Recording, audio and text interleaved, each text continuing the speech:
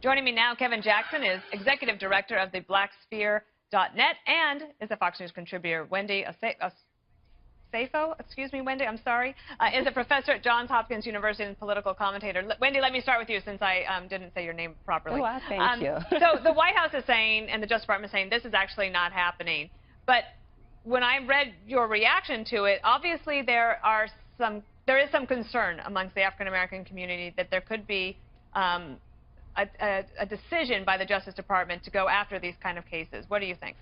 Yeah, I don't think it was just a concern amongst the African-American community. I think it was a concern amongst educators as a whole, and as far as higher education is concerned, we have to make sure that students, you know, regardless of their color, they are given equal opportunity, because we have empirical data that says that those who come from underrepresented minority groups have been statistically marginalized when it comes to the higher education practices. So for individuals to jump out on this story and quickly say, you know, this was against white students, and that's where they were going with this. You know, there's definitely some pullback that needs to be done to make sure we have all of our ducks in a row before people jump out.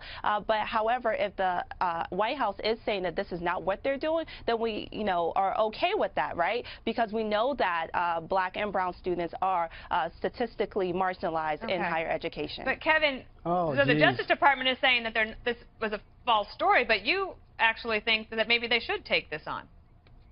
Absolutely they should. You know, the fact the marginalization of blacks in higher ed comes from the fact that you can score so much lower than an Asian student. I think you have to score a 1085, and an Asian kid has to score a 1310 to get into the same school. So I don't blame Asians for doing that. But the worst thing about this is that what they call the racism of low expectations. Look, my son is a Wharton grad.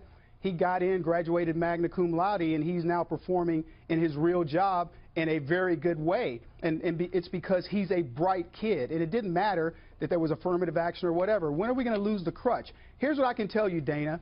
No white kid is trying to get into an HBCU, a historically black college university. You're not going to see the racist activities of those schools that are overwhelmingly black being pursued by white kids. Why? Because those schools aren't performing at the level of Harvard. So the discrimination is right in your face with HBCUs, but when it comes to actual schools like Harvard that should be based on your ability to do the job, we placate to the black community. All right, Wendy, let me have you respond to that. So everything he said is statistically dubious and it's incorrect. First of all, affirmative action benefits white females the most, and that is the fact. Furthermore, before we start pulling the race card, which is what this gentleman is doing, let's state the facts.